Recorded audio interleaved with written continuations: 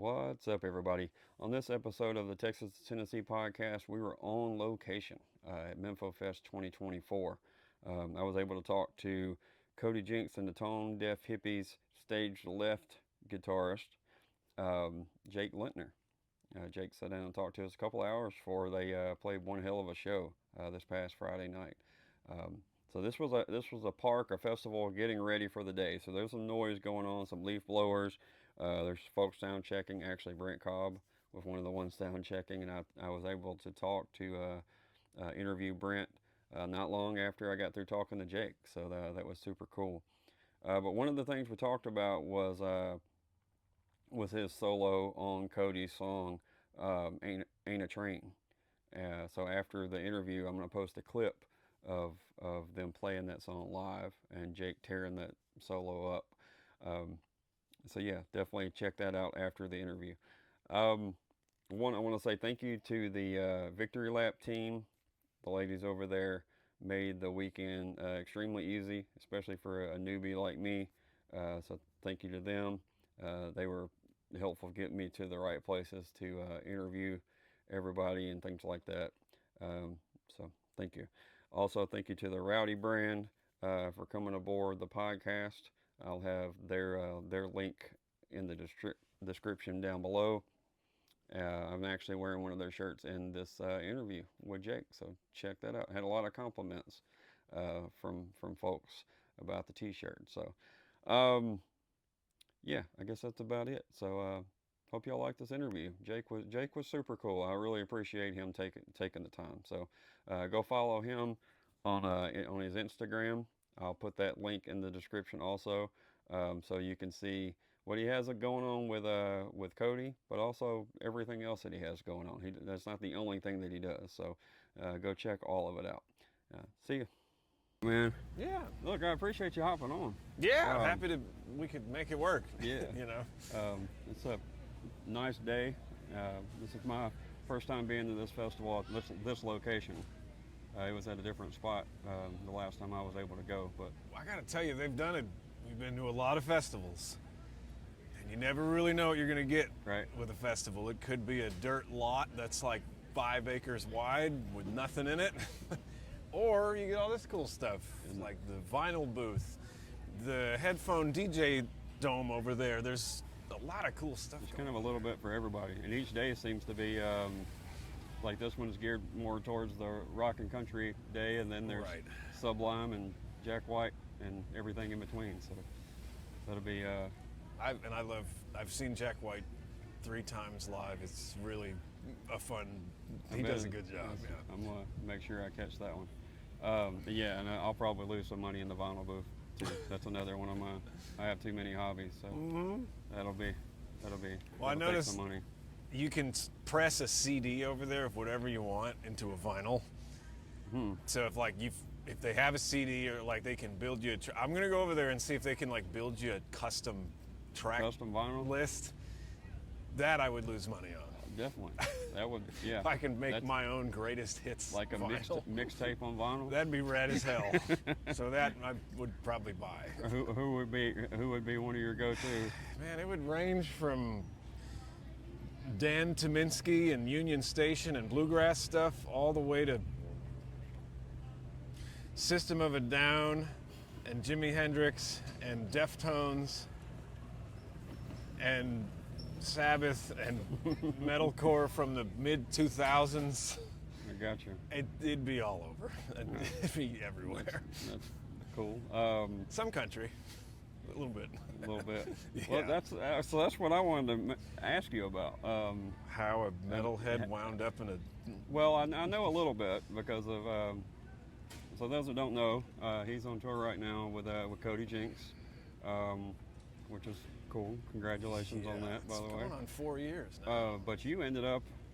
and Cody has a metal background and albums and former band and all this different stuff, so I understand where that connects you to Cody, but how did you end up in Nashville? I moved to Nashville about 11 years ago. Okay. My wife and I, she was still my girlfriend at the time, but we were living in Massachusetts. We're both from New England. We were whitewater raft guides up there. but I would still play music. I'd tour from Boston to New Jersey, New York, all over the Northeast, mainly in the metal and rock scene.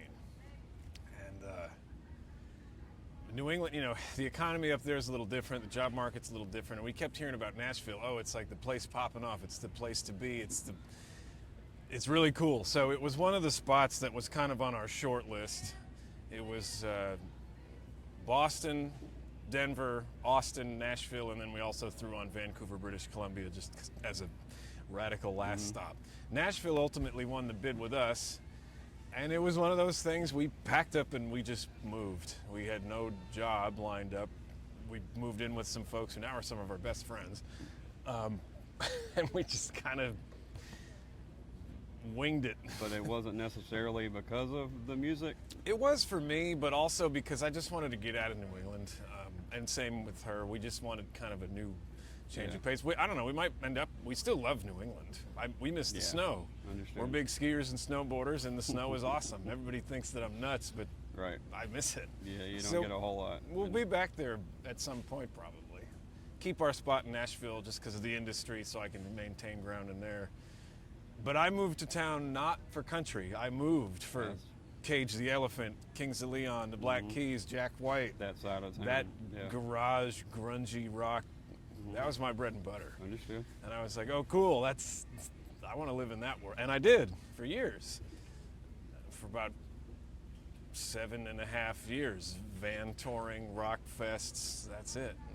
No Broadway, no telecasters, nothing. I understood. That's what everybody has, assumes right off the bat about, you say Nashville, you automatically think Broadway. But that's a little bit of a misconception. That's a very small piece of the pie when it comes to You can Nashville. get anything you want in Nashville. There's a growing metal scene, growing hardcore scene, which I think is rad. That's, those are great. There's all kinds of stuff there. It's Music City for a reason, not just because of country. It's a magnet for all the talent. For anything, There's plenty of metal guys that have moved there just for songwriting. They just live there just to be involved in writing, and I don't know. There's a reason like Steven Tyler, Bon Jovi, all those guys, they used to be all LA, New York, but they're all coming to Tennessee. So when you got to town, you started, touring with different bands and stuff like that. Who are some folks that you found yourself kind of in a room with or around that you were surprised to? I jammed with some of the guys in Shinedown. They were always cool. I'm trying to think back. Zach's from here. He's from here, and we just watched Zach Smith and Meyer, like their acoustic thing, 2 weeks ago at the Bourbon and Beyond Fest. It was kind of funny because they were playing their own stuff, and people were like, "Oh, this is cool," but then as soon as they start playing Shinedown songs, everybody's like, "Oh, I see that's what's." And then the crowd they didn't recognize who they were. They didn't know who it was, and then it went from about 100 people to about 2,000 in one song. As soon as they got a second chance, right? That's a good one. They closed with that one. Gotcha. Yeah. So that was one of the bands, I've worked with, writing my own stuff, working with, one of my best friends. I'm in a group I've been in one forever. That band is Ferris and the Wheels. We've toured all over the country. That's a garage rock band. Opening for bands like Baba Flex. They're a Cincinnati hard rock band. That was the world we lived in, Country would call every now and then, but it would always be me and a Les Paul in the country world. I didn't own my first Telecaster until I was in this band. Yeah. Well, let's make sure we hit on that. How did you end up with Jinks? The big question. And it's a hilarious story. Right. It's a long story, but it's a good one. I had never known who Jinks was. Okay. I had kind of seen, because I love Tyler Childers. His old folky stuff, his American, that stuff is great. And I kind of knew of him, but I didn't know how big he was, what he had really done. And I get an Instagram message from his producer in 2020, the pandemic. And I didn't know, I was like, wait, there's a Texas country guy that wants me to go out to the desert and record a metal album for 2 weeks. Wait a minute, what is? And I kind of, to be honest, like blew it off. Like I didn't know what it was. But then the mutual connection we had with one of my garage rock band, that Ferris band, who is a mastering engineer, he's like, hey Jake, did you respond to him? It's a cool thing. You should probably get back to him. I'm like, all right, yeah, I didn't know what it was. I respond, and all this time I'm still working in the IT world, like a day job, because in the rock world you don't make any money. Right. So I was like, all right, I can take off the time of work. I figured out who it was because I Googled outlaw Texas country guy who used to play metal. Verbatim. Not a lot of those. Jinks came right up. Yeah. I'm like, okay, I guess it must be this guy. And I said, oh, he's got a lot of followers. All right, sure. So went down there, did that, never met him or like until I got there. I got out of the van from the airport. To be honest, I thought he was like an employee of the studio. Like I didn't know he'd be just hanging out. That's who he's the humblest, most modest. What you see is that's what he is. And he and I have become pretty close through the metal stuff. We've written music together. Like, and when I get out of the van, I was like, hey, you know where I can put my stuff? And he's like, oh, I don't know. And then I didn't know that that's who it was. So then 2 weeks there, do the metal album, the Cane by Knot album. But when I left, I was kind of like, well, that was fun. All right, I'll see y'all later. Hey, if you ever come to Nashville, I'd love to catch a show. But I had no idea they were kind of like scoping me out at the same time because they wanted to add, in addition to Chris, the main guitar player, they wanted to add another guy. Zero clue that was going on. So I go back to work. We actually go to a wedding in New England, and I had a really close friend pass away, and I was like really pissed about it. I was like, man, I miss playing music. Man, I really want to get back into that.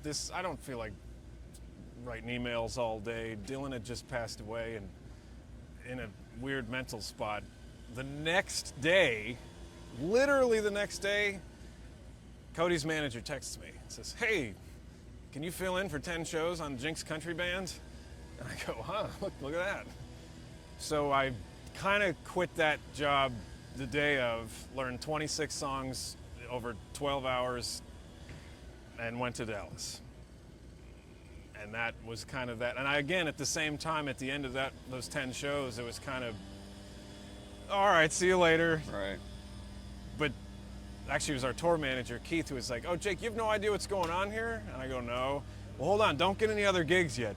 Don't be reaching out to other artists. And I go, okay. And he goes, Cody, you got to tell him that you want him to stick around. He has no idea. And that was that. And then he hired me full time. Do you think that helped you a little bit, that you were kind of oblivious and not probably fanboying or whatever? You know what I mean? You're just treating him like a dude. I was acting like I was giving it my damnedest, trying as hard as I could, playing my heart out and doing what I do, but maybe it did, not knowing that it was a pseudo audition in a way. Understood. I just went and was like, well, that's what Cody, he likes people to be themselves, just do what you, be you. Yeah, and you weren't kissing ass. And you didn't expect any more than what you had been given. So. I literally said when I left that session, yeah, let me know when y'all are in Nashville. Would love to catch a show. Yeah, we'll do. And that was that. That's cool. That's the full story. That's cool. Yep. When I like check out your playing and everything, your style and Chris's style is on total opposite ends of the spectrum. Yeah. He's telly, clean, got his own tone, so I can see why they wouldn't want to double that up. I mean, Chris carries that pretty. He's Western well. swing, compression, telly. Mm-hmm. He's a master at that stuff. Yeah. And I can learn. I'll rib him a little bit. He's a good amount older than me, so I'll be able to learn a lot in that world from him. It's like kind of having, Cody describes it as having two different pitchers. Both are starting pitchers. One can throw sliders and curveballs and But then when you need it, you got another guy who can come up and throw a 105-mile-an-hour fastball. And he goes, why would you not want both in your team? He can scratch a couple different itches with different tones and different styles. Yeah. So he wouldn't probably want to ask Chris to do the other stuff. So. And Chris and I, when I joined full-time, I was like, okay, he's doing his thing. I got to carve out my thing. Yeah. And we have to make it work, and it's worked pretty well, I think. Just listen to each other. We're not on a click track, the beat's going, we're not on that. We have no samples running in our ears, no cues, nothing. Just straight band. So we listen to each other like really closely, to everybody in the band.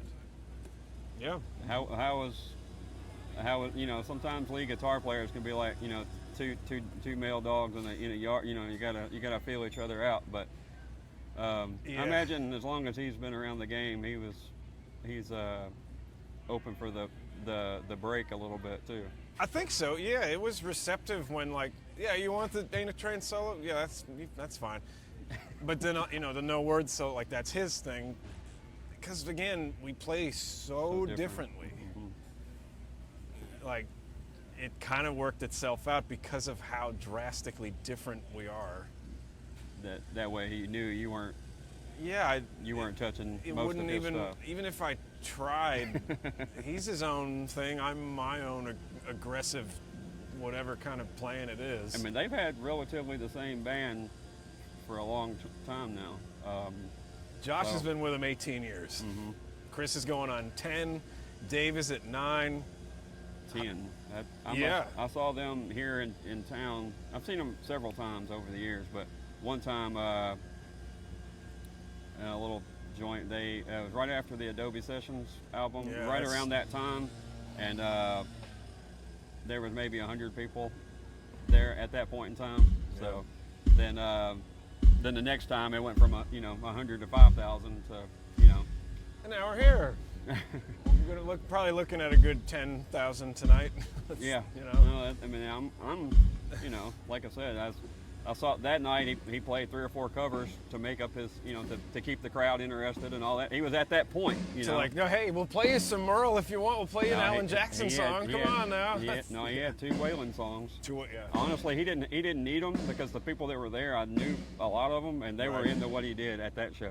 He didn't need those songs, but it was there. But the folks that were there knew they were there because they meant to be there. Yeah. But you never know. You never know. Well, he doesn't have that problem these days. So a lot of the stuff make sure I'm going to put all your socials and everything on everything that I post. But what about how long have you been doing the GoPro thing? I mean, I know the GoPros aren't new, but it's cool to see as a fan to see the on stage stuff, because a lot of times you focus on like Cody or whatever the case would be, and then there's videos of you and Hot Rod doing wacky shit. Yeah, me trying to get Hot Rod and Dave to mess up their parts. It's So I discovered it from Kurt Ozen, who's Luke Combs' utility guy, mainly as a guitar player, and we become friends with those guys. And I was like, hey, Kurt, what is that, a GoPro 360? And he's like, yeah, contact this person. They might send you one. And that's how it started. He did it first. Well, what else besides this part? What else do you have coming personally that we need to make sure we hit on? Well, my brother and I might be releasing some of our own music soon as kind of a vanity project. He's constantly writing, and he's a great writer, and his songs need to be out there. Right. So we have some so in this band we have some downtime, so it's constantly just trying to stay busy with projects like that. Keep it fresh, keep it going. It helps my musicianship, it helps my writing, it helps his writing, so that's one thing that's going on. Playing a gig or so with a buddy of mine, Dallas Alexander. He's a Canadian artist. Because even outside of this, in Nashville, I'll do a lot of other work. Right. Whether it's session work or gigs, just trying to stay busy. Just stay busy. Yeah. I mean, how many dates a year roughly are you playing with Jinks? So how much? I think we did 78 this year. We have 78. So it's close to 75 and 100, somewhere in that. Somewhere in there. Yeah. But things, sometimes there'll be pickup shows here and there. Right. They'll get last minute stuff added. Understand. But that's still downtime, like you said, to where we got a scratch a lot of other itches, Yeah. What kind of style is it with you and your brother? What's that? Oh, that'll be like grungy rock music. Oh, okay. Yeah. So when we grew up, we were covering System of a Down and stuff like that. So let's go back to that while we have the time. Then, when you first started playing music, I'm assuming you started at a young age. 12-ish. What was the music in the house, and then what were you playing? Thinking back, it was a lot of classic rock, CCR, obscure bands that my dad had introduced me to like 10 years after, and Johnny Winter and like that kind of stuff. Yeah. Joe Cocker, like that. And to be honest, I still listen. You can't Especially Joe. You can't beat that stuff. No, not at all. We blast CCR on the bus more than probably any other band. It's just a big old wasp or something. Just the kind of universal. Everybody knows that, whether you want to or not. You know a CCR song. Funny, our keys guy, he did about 7 years with John Fogerty, from like 2005 to 2012 or something. Gotcha. So we always said this was a step down. That's the joke. He's like, no. So when you first started playing, what was some of the first songs? Were they just classic rock standards or songs at the time that you? They were classic rock. I had a guitar teacher for a few years, and I guess the story was, he told my parents, he goes, yeah, he's probably just gonna get frustrated with like the normal scale. He's like, he wants to play. So the first song was Sunshine of Your Love by Cream. The second one was the Day Tripper riff by the Beatles. Right. And it just continued took off there. from there. Yeah. How long did it take before you had the first garage band? A year later. A year later? Well, I was actually a jazz, funk band. With my best friend who's still up there. He was the bass player. Yeah, it was like a jazz fusion band. I'm jealous of people because I grew up in the sticks, so it's not like my neighbor was a drummer or a bass. You know what I mean? So it's harder to. I'm jealous of people like that are able to find those community bands at a young age. I'm sure, it may have been rough or whatever, but it doesn't matter. Yeah. Yeah, I did my first bar gig when I was about 13, 14 at this place called Bishop's Lounge in Northampton. Mm-hmm. Granted, it was at like 3 p.m. on a Wednesday or whatever it was, but it didn't matter. It didn't matter. It was it playing. Fed the fire. Yep, it was playing live. I'm sure it fed the fire even more to want to play live because you're, you got that feeling back. The funny thing was that was before I learned how to stand and play at the same time. So I was sitting on a stool, really nervous. Eventually, I learned how to stand up and play. So if you have a stool tonight, don't be surprised. There's stools up. Do we have them out tonight? If anyone's seen the acoustic show this year, I'll still sit on it during the main set just for laughs. Right. And, yeah. So, what about as far as when did you start doing any kind of original music, and how did you decide to make that? Moving into that part of it, because that can be tough. Mentally wise, it's not receptive by everyone. So playing versus covers versus writing. I don't know, 17, 8, definitely before college. Okay. Because, let's see, I went to college and we were touring basically every weekend. Probably 17, 18 in there somewhere. You still tried to play them out? Every now and then, but it wasn't very good. It's, still not too good now, but I do it now because I love to do it. But right. Then we really got into it in college, and then I moved to Nashville right after that. And it just kept going, and then whether the time comes up to write or not, it's all kind of a product of the environment. So even at this time, you would rather do the original music versus... If I was to be in like a cover band, it would have to be like a very specific... Like I love the band Ghost, that goth band. Yeah. And there's a band in Nashville called Ritual. It's a Ghost tribute band, and they do the whole thing. I always thought it'd be kind of fun to do like something like that. Understood. And you know, if a bar band needs like a fill-in gig, fine, but I don't know. You wouldn't want to do that. I like original music. There's a lot of, it is kind of odd how different people have that mindset, you know, where some are, that's really all they care to do is original, and then some else really all they care to do about is covers. Yeah. Neither one is wrong necessarily. No, but it's just what you love to do. Yeah. Well, like, I've lived in Nashville, it'll be 11 years this month. I've never played a full 4-hour cover set on Broadway, ever. Which is not normal. I've played a 30-minute punk show on Broadway in the back of the Tin Roof, but that's I was trying to, actually, when you mentioned that, I was trying to remember the name of there's a bar right off of Broadway. We stopped there because they had the cheapest drinks at the time. Yeah. But it was a rock bar, a 3-piece punk rock band that was playing there, you know what I mean, which is the opposite of everything else that was going on. And, you know, of course, somebody kept yelling, you know, play Wagon Wheel. Don't Stop Believing. No, they wanted Wagon Wheel. So they played like a Green Day version of Wagon Wheel, which they made me a fan instantly. They were like, 1, 2, 3. That's and I'm cool. like, remember the bar? You remember the name of it? I don't. I want to say it's Hot Shots or something to that nature, but I'm not sure. That one, it might be different now, actually.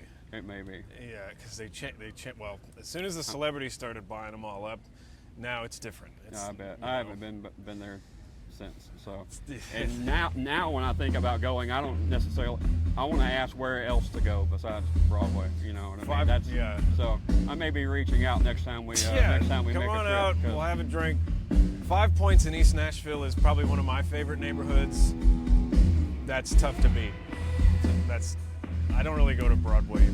Well, it's just two different crowds. One's like going to Vegas, and one wants to hear music. So it's whatever. Neither one is wrong. You just got to know where to look if you want to hear the music. You just got to know what you're doing. Yeah. I guess it's Brent Cobb's turn to sound check. That's who that is. We loved having him out. We had him in Vegas 2 years ago. Well, I get to talk to him coming up at 2:30. So he gets off the stage, comes right over here. I guess I don't know where I'm going back to the back somewhere. I don't know. Oh, are you? But he doesn't have a bus on this run, so I don't know what. It's a surprise. I'm like, Brent's a country guy. I'm a country guy. Just find us a tree and a couple chairs. We'll be fine. So. Yeah. All right, man. Well, I'll let you get back to it. Yeah, this is cool, man. I appreciate the time and everything. And if you are ever in Nashville, hit me up. You know, I'll show you like the cooler spots. That's what I call them cooler, but yeah. I met through this. I met a bunch of cool people out of Nashville, transplants of Nashville. Yeah, you've had him. You had Josh Morningstar. Oh yeah. Adam Hood. I think he's back in Texas, but. He's in Alabama. Oh, he's at. Okay, but yeah, he's at Hood. A guy named Zach Meadows that is just getting rolling. Got Gabe Lee coming up. I don't know if you know any of these folks. These names all they all kind of sound familiar. I don't think us outsiders realize how many people there are. There's a lot. You know, I don't think we really realize the amount of musicians that are probably taking your order somewhere or whatever the case would be. And you go to these writers' rounds and there's 20 people on there and you never know which one of them is gonna, or is already responsible for a huge hit, you know? Those are cool. All right, man. Yeah, I appreciate the time. Hey, that was good, man. Yes, sir. Yeah, thanks for having me.